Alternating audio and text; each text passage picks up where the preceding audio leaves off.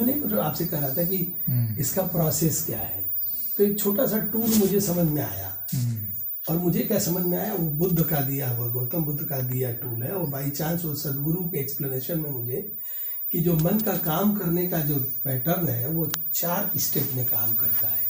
पहला तो जैसे मन अनुभूति करता है, कोई भी जो भी चीज़ें हो रही हैं, अनुभूति, फिर उस अनुभूति की पहचान, फिर उस पहचान को लेकर के संवेदना। तो ये 3 तो ये माया के बस है, ये घटित ही हो रहा है। और उस संवेदना को लेकर के आपकी प्रतिक्रिया, ये आपके बस में है। मन का जो चौथा तल है कि ये प्रतिक्रिया, जो हम रिएक्शन, जैसे कहीं कोई हमारे सामने भोजन आया, तो भोजन की अनुभूति हुई कि भोजन आया। अब ये पहचान भी हो गई, ऑलरेडी हमारे कंप्यूटर में फीड है कि ये दाल है, ये चावल है, ये रोटी है, ये सब्जी है, और ये ऐसा स्वाद होगा, ऑलरेडी कंप्यूटर में फीड है। आपने उसकी पहचान भी हो गई।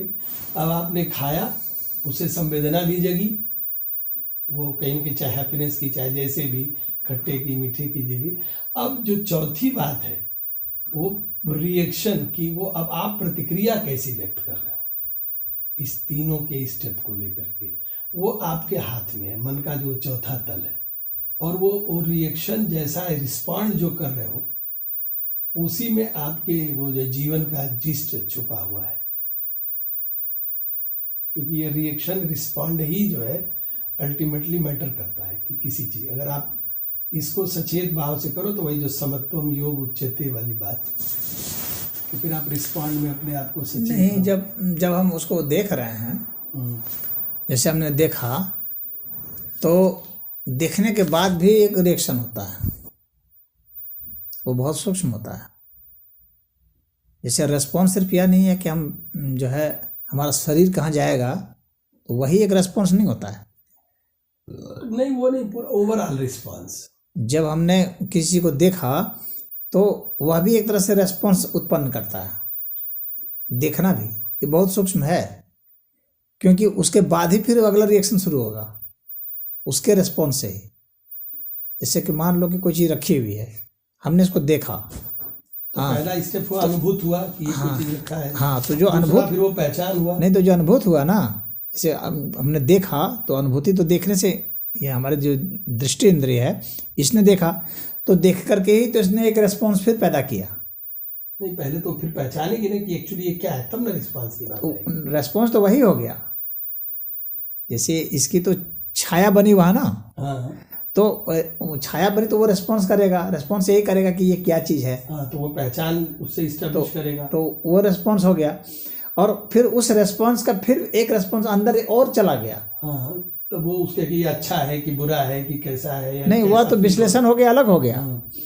उस देखो, ये रेस्पॉन्स 2 तरह से पैदा होगा। एक तो सामान्य रूप से जो सामान्य आदमी जो देखता है, हाँ, और वहाँ से ही लौट करके तुरंत आ जाता है। जैसे यहाँ से मान लो कि एक पॉइंट है, यहाँ से रेस्पॉन्स यहाँ आया, यहाँ से फिर उसका रिटर्न गया, ठीक है। लेकिन एक जो साधक है, उसका रेस्पॉन्स फिर यहाँ से जो रिटर्न जा रहा है, तो इस जगह से ही उसका रेस्पॉन्स पीछे चला जाएगा। यहाँ से इधर नहीं लौटने के बजाय उसका रेस्पॉन्स वहाँ से वहाँ चला जाएगा। साधना का यही सबसे बड़ा तल होता है, यहीं से शुरुआत होती है। एक साधक की और एक सामान्य आदमी के रेस्पॉन्स में यही अंतर होता है। सामान्य आदमी का रेस्पॉन्स एक पॉइंट पर जाकर के वहाँ से रिफ्लेक्ट होकर के फिर आ जाता है वो अगले स्टेप के लिए। जबकि साधक क्या करता है कि वही जो रेस्पॉन्स आया इंद्रियों का, उसी का ही फिर वो एक रेस्पॉन्स भीतर में, जो क्योंकि रेस्पॉन्स तो ऐसे रिफ्लेक्ट नहीं होता है, उसके अंदर से रेस्पॉन्स होता चला जाता है। इसका बहुत अच्छा उदाहरण यह है कि एक जो शीशा है, उसके ठीक सामने में एक शीशा और रख दिया जाए, और बीच में कोई एक तस्वीर है, तो वो तस्वीर जो है, उस तस्वीर की तस्वीर इसमें बनेगी, इसकी तस्वीर उसमें बनेगी, उसकी इस तरह से जो है इन्फिनाइट तस्वीर बनेगी, आप काउंट नहीं कर सकते। तो वो रेस्पॉन्स फिर भीतर कहाँ तक चला जाता है, वो अनंत तक चला जाएगा। अनंत तक ही उस एक ही रेस्पॉन्स देखा सिर्फ उसने, और वही अगर उसको देखता चला गया कि उसका रेस्पॉन्स कहाँ, उसका रेस्पॉन्स कहाँ, तो वो इन्फिनिटी में चला जाएगा, वो सिद्ध हो जाएगा। वो बात आपकी मैं समझ गया, और बात समझ गए। लेकिन जो बस वहाँ के बाद फिर रिफ्लेक्ट होकर फिर बाहर आता है, तो फिर वो सिद्ध नहीं होगा, फिर वो सामान्य आदमी बना रहेगा। हाँ, लेकिन उसी रेस्पॉन्स को फिर वो रेस्पॉन्स देखता है, फिर उस रेस्पॉन्स का और रेस्पॉन्स देखता है। मान लो कि सेकंड रेस्पॉन्स जो आया, तो उस रेस्पॉन्स के बाद फिर वो इधर आ गया, जैसे उदाहरण का कोई विश्लेषण करके, तो अब वह एक साधक तो है लेकिन बहुत छोटे स्तर का साधक है, क्योंकि उसने एक स्टेप सामान्य आदमी से और नीचे जाके देखा, लेकिन फिर आ गया यहीं पर। अब एक और उससे भी अच्छा साधक होगा, वो तीसरे स्टेप तक चला जाएगा। इस तरह से करते करते करते करते जो एकदम इन्फिनिटी तक चला जाएगा, वही सिद्ध हो गया। तो गुरुजी मैं इसको एक उदाहरण रख रहा हूँ, मुझे लगता है कि वो उदाहरण इस बात को स्पष्ट कर देगा कि जैसे कोई व्यक्ति बैठा है और कोई एक साधक बैठा है।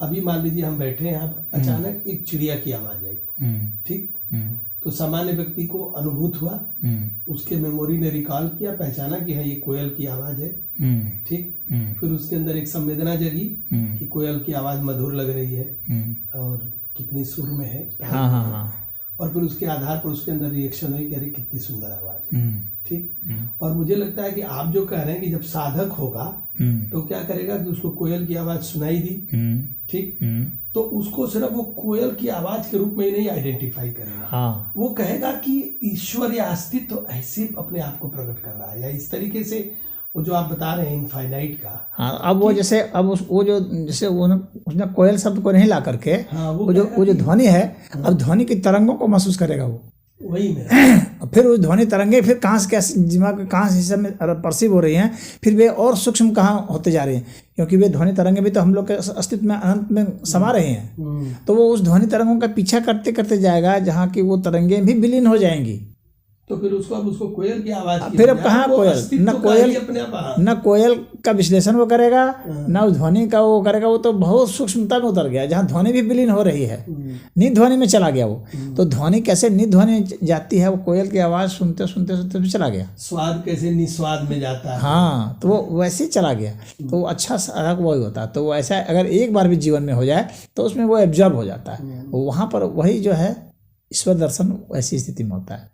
जितने स्टेप से आप लौट आएंगे, इन्फिनिटी के पहले अगर आप लौट आए तो इसका मतलब है कि अभी आप सिद्ध नहीं हो पाए।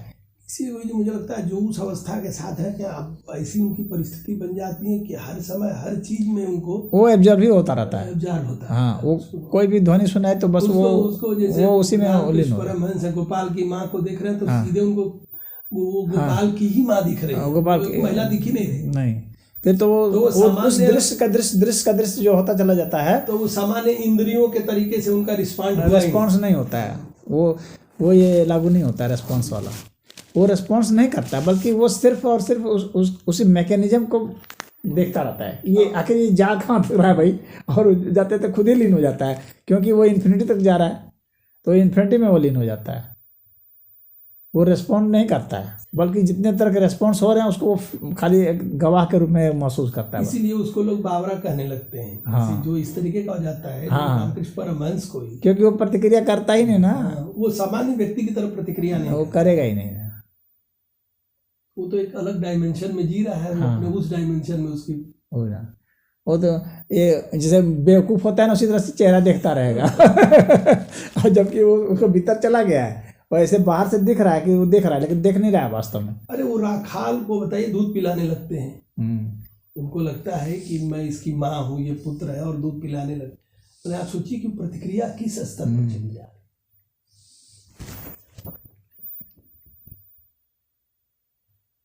नहीं तो जो ऑर्डिनरी साधक है ना, तो उसको तो जैसे कौवा काँव काँव कर दिया तो डिस्टर्ब हो जाता है, हम तो ध्यान लगाते हैं काँव काँव करने लगा। अरे उसी का काँव काँव का ही ध्वनि को पकड़ो और पहुंच जाओगे तुम वहाँ तक, वही बात है। हाँ, तो उसको वो बाधक लगता है। इसीलिए जो है ना, अच्छे साधक होते हैं, बाधक को ही वो बना लेते हैं साधना का विषय।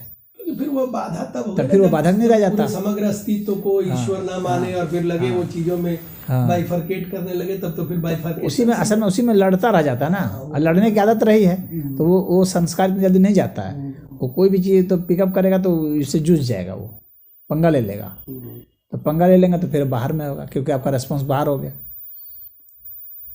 तो गुरु जी खूब हृदय विशाल हो जाए, खूब सहज हो जाए, कंप्लेनलेस हो जाए,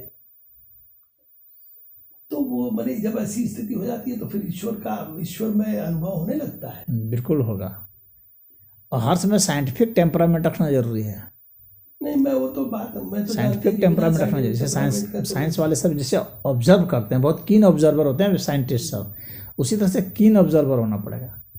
कोई भी जो हल्की सी भी हरकत हो रही है थोड़ी भी, तो उसको फिर महसूस करेगा कैसे कैसे हो रहा है, इसके किस किस तरह से रिएक्शन आ रहे हैं। तो क्या करें, जीवन को चलने दें ऐसे ही, जैसे इसीलिए अगर ऑब्जर्व करेगा खाली ना, तो बहुत अच्छा देखने वाला ये जो है ना, वो इसीलिए दृष्टा कहा गया, मंत्र दृष्टा है। वो अच्छा से जो खाली देखना सीख जाए, देखने का मतलब क्या, माइंड से देखना, आँख से देखना नहीं, तो बस उपलब्ध हो जाता है। अब वही तो चल रहा है। बाकी अच्छे से खाए, स्वाद को ही महसूस करने लगे तो उसमें भी ध्यानस्थ हो जाएगा। हमारी जितनी भी इंद्रियां हैं ना, सब ये सब द्वार हैं हमें आध्यात्मिक बनाने के लिए, सब ले जा सकती हैं। और कुछ कुछ शास्त्रों में तो इंद्रियों को बाधा बना दिए हैं। सब बाधा नहीं है, इंद्रियां द्वार हैं, साधना के द्वार हैं। यहीं से हम शुरुआत करते हैं और यहीं के सारे रेस्पॉन्स को हम ले जाते हैं, क्योंकि यहाँ